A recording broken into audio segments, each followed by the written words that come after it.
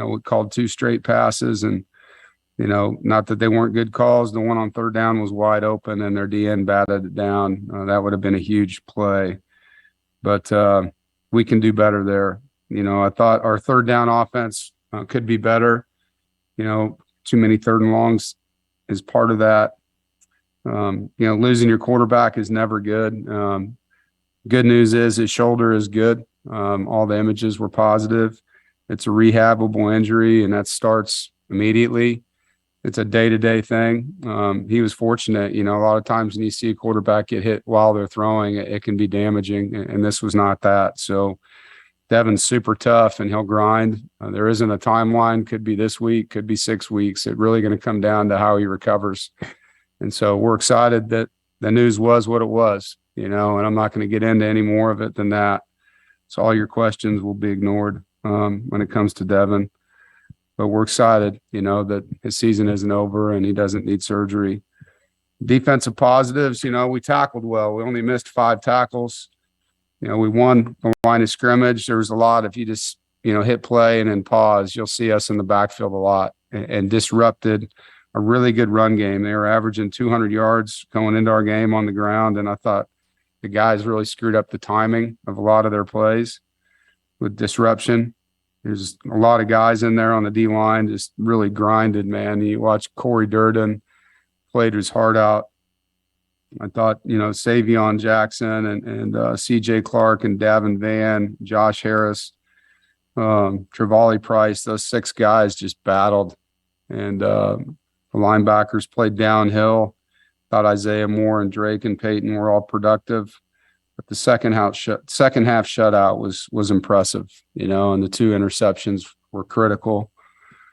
Negatives, we gave up, 5 explosive plays in that second quarter, and that's really what changed the game there from a defensive standpoint. They did make a couple nice throws, and, they have the one giant receiver that jumped over us a couple times, and that's what he's done to everybody. When you have a 6'7" guy, that's going to happen. But we just lost our gaps a couple times on the line of scrimmage, and I think the guys understood it, and they fixed it in the second half. Special teams, it was a back and forth night. I think both teams really did some good things. Obviously, their punt return special play they had where their team, faked like the other guy was getting it, and that was well done by them. We had a really good night on our punt return, pressuring their punter. He had a 28-yard average, which sets up our offense pretty well. But it was a good night. It was a good night. I thought our kicker was the difference for us. Getting ready for Syracuse, undefeated, ranked in the top 20, very balanced on offense. Robert and I, the offensive coordinator they hired, is a really good football coach, and he's made a difference in their offense. Quarterback, who last year I thought struggled throwing the football, is 70% completion rate. He's playing really well. He was a dynamic runner last year and still is. And he's a North Carolina native. I know this will be a big game for him. Tailback Tucker leads the conference still in rushing, and the receiver Gadsden, 6'5" receivers, making a lot of plays. They move him around. Defensively, they're similar to us, 3-3-5, different in their approach. They're smaller body types. They're very quick. They angle and loop and stunt a lot with their front. Their backers have been there a long time, and they're really good players at linebacker. They make a lot of plays. Their corners are productive. They do a nice job disguising zone coverages and man coverages. They lead the ACC in almost every category on defense, and so it's going to be a great challenge for us offensively. And I know it'll be loud in the Carrier Dome. It always is. Dino's done a great job with his team, and with the staff changes he's made, you can see it's made a difference. So we look forward to another great week, another great game, and a competitive game against a really good team that's well coached. Questions? David, you want to start us off? Sure, Annabelle, thank you. Hey, Coach, I know you won't provide any more information on Devin. Demi went out as well as Devin Carter on offense. Do you have any updates on their availability for this week? It looks good. Both of them are okay. It's just that time of year. Sometimes guys get sore, and they'll work hard to be back. We expect to have them both. John. Hey, Coach. John Eads with WAR Radio up in Syracuse. I'm working on a story about the number 1 jersey. So can you kind of just explain to me how that all came about, what that's all about, and then why Isaiah Moore exemplifies the traits to earn that number? You know, when I got to NC State, I was just looking for some things programmatically that we could make special here. You know, having 2 years at Southern Cal, there was some really cool traditions they had about jersey numbers and guys that got to wear them. And so, you know, I was just thought it was an opportunity here to do something. I was trying to build a culture and a program at that time. And so it was a way to put a jersey on a guy that exemplified everything we were looking for, and not just a player, but a teammate, you know, that did everything right on and off the field. He was a leader. He was consistent. And Isaiah earned that, you know, now his 3rd year in that jersey, but through everything that he's done, you know, and everything that he's overcome. And he's a dominant player and a dominant leader and an impressive human being. And so he exemplifies that. He's definitely got a legacy with it. And, you know, that's what I ask for all our players to do. You know, whoever has to wear that next has a lot to live up to. James. Dave, I know against Florida State, you didn't need Jack to pass the ball a lot. And if he has to play this week against Syracuse, have you seen that element from him in fall camp and obviously when you were watching him at Charleston Southern? Yeah, and I mean, Jack's had 400-yard passing games before, you know, if you go back to his career. So he can throw the football. Our run game was playing really good, you know, in that game. And we were 200 yards rushing. And, you know, the way we were looking at their front and how tired they looked, I mean, it felt like we were doing the right things and matchup-wise. So, but yeah, if we're going to have to get into a game and chuck it around, we feel great about him. And MJ's going to have to be ready to go. Ben Finley's going to have to be ready to go, you know, and everybody's on deck as we get Devin ready to play. Alec? Yeah, Dave, you mentioned Chris Dunn, and I think, you know, we saw the other side of that with Florida State where they throw a pick when they were in field goal range. Just for you guys to have that consistency and that faith in him, just how much has that meant to the program and the success you guys have had over the last couple of seasons? He's Mr. Reliable. I mean, I think people take things for granted that they have, you know, and I don't take Chris for granted. Like it's a luxury to have somebody like that. You know, we've all seen what happens when you don't. You know, there's games you don't win, 1-possession games you don't win, and it makes you a complete team. You know, when you have the ability to make field goals, you know, when you don't get touchdowns and not have to go for it all the time on 4th down because you don't like your odds. And yeah, it's awesome. And his leadership in that room, the way that, you know, him and the specialists gel and the way our players pull for him. I don't know if you saw that, but I mean, the number of guys that ran out on the field to congratulate him after making some of those kicks in the game, offense, defense, you name it. You don't see that everywhere. I mean, you see the guy makes a field goal somewhere and him and the holder have some goofy handshake, right? And then a couple guys pat him on the helmet and he jogs back to the net. Nobody talks to him. Like, that's not how it is here.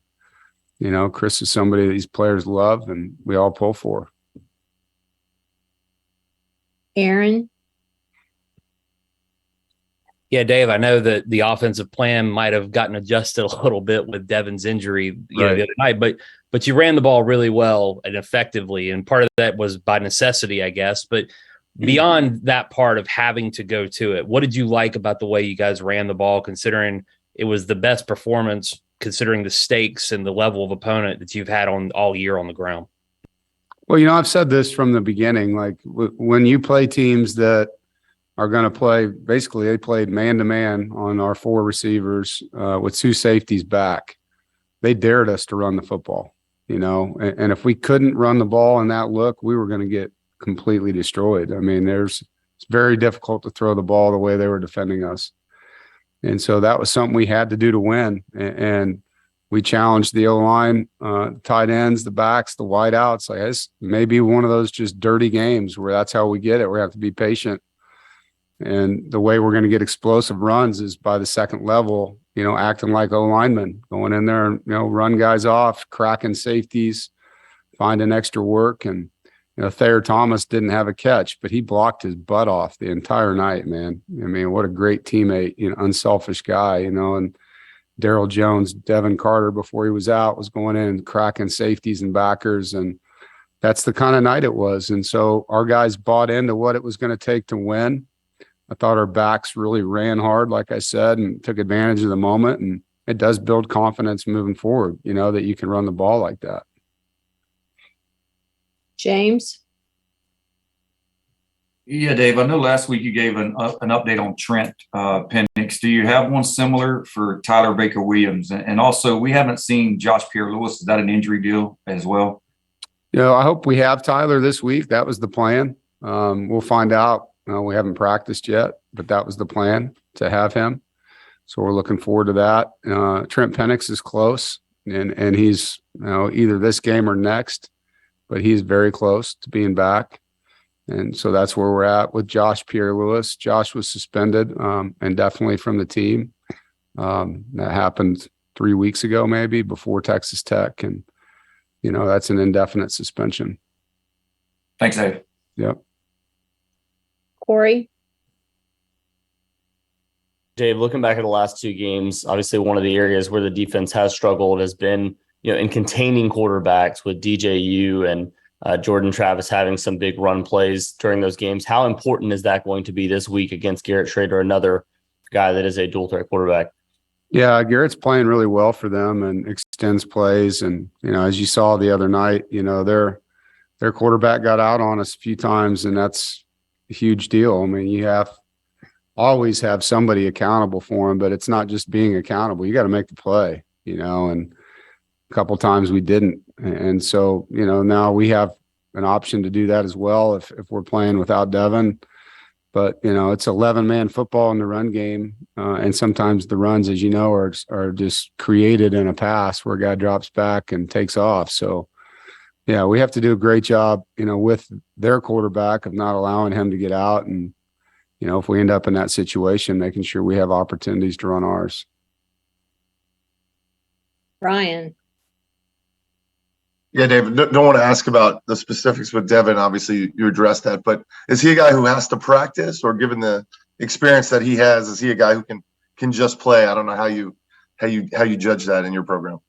Well, it's not always an option, I mean, I think every player is better when they practice. I mean, even in the NFL, they're better when they practice, So, yeah, we'd love that, but at the same time, we're going to get our best guys out there. If he's ready to play, we trust him.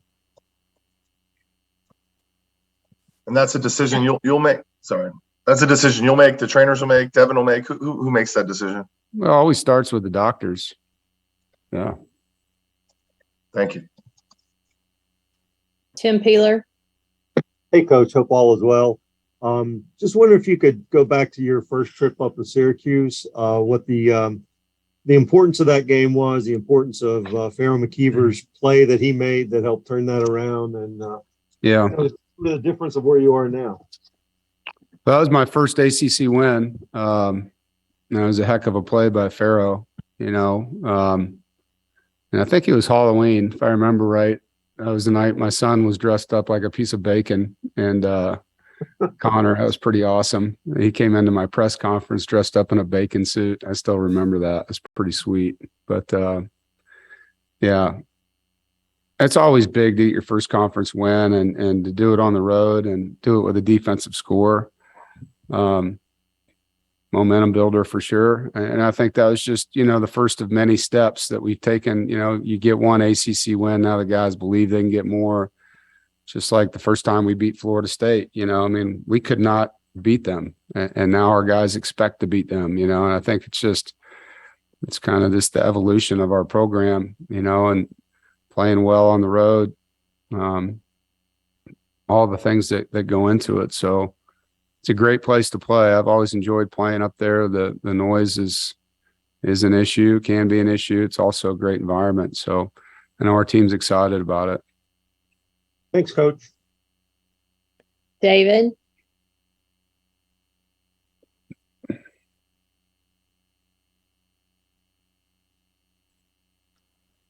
Are you muted, David? Oh my God. It's like first day of here. Apologies. regardless of Devin's timetable for return, how does his history of recovery and coming back from injury and his knowledge of rehab really kind of help him during this time?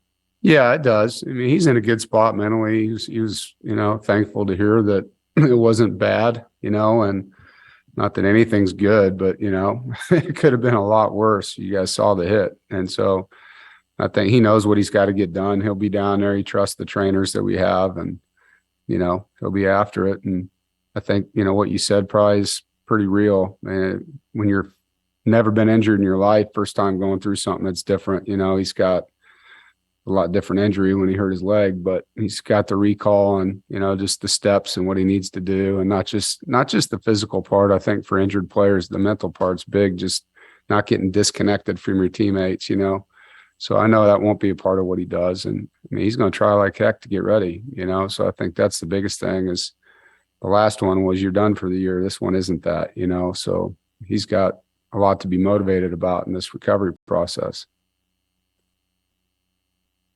James? Dave, I wanted to ask you your thoughts on the Shaheem Battle targeting call. I don't know if you had a chance to watch it back. Just your thoughts on it and how that might impact you guys this weekend?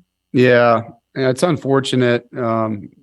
We did turn it in. We used the appeal process and they confirmed. I've still not seen an angle that tells me it was, but it's not because it wasn't. I just haven't been privy to that film, I guess. It's hard when you're hitting a player that is changing elevation on a play. And that's, as you leave your feet to go tackle somebody when they're at 5 feet and then they slide or they, start falling and then you hit them in a different place. That's a challenging thing for any tackler. And so Shy's penalty, it was targeting, I guess, by the letter of the law. I do wish that there was a different way they could view some of these. There was no intent. And I think that's what the rule was put in place for, from a helmet to helmet standpoint, or a guy launching himself and trying to injure somebody. There's, that was a very challenging play to make. I mean, Shy's head was up, his eyes were up, all of those things. So that was a tough one. Always hurts when you lose a good player for half the game, and so last week we lost Pitts for half the game. Now we'll have Pitts this week and Shy's out. It's like their role reversal here. But we'll be okay depth wise, and Shy will work hard to be ready in the second half, and it is what it is. Thanks. Do we have any other questions?